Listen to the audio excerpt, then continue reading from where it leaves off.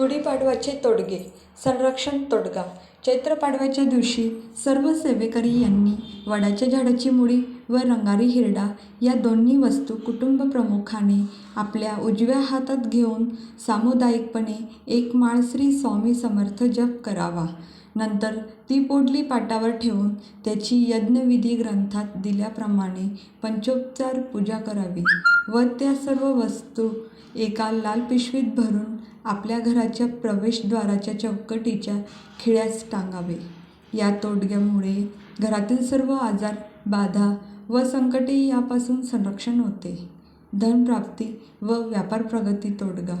वर्षाच्या 3.5 मुहूर्तावर कुठल्याही शुभ दिवशी पोटलीची दीप सुगंधी उदबत्ती पंचोपचार पूजा करावी. समोर एक शिवमहिम्याचा पाठ करून एक सफेद फूल पोटलीस व एक फूल पिंडीस वाहावे. नंतर पोटली पिशवी तिजोरीत, कपाटात, धनभांडारात, दुकानाच्या गल्ल्यात ठेवावी.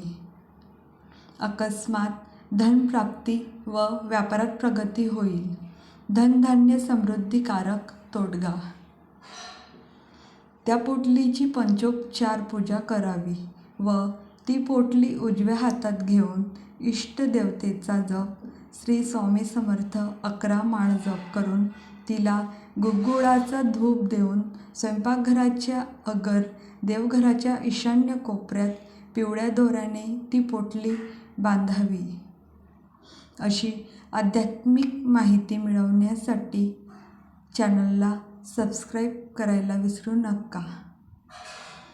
रोज नवे उपाय, स्तोत्र, मंत्र आणि विधी अपडेट्ससाठी बेल आयकॉन दाबा. श्री स्वामी समर्थ.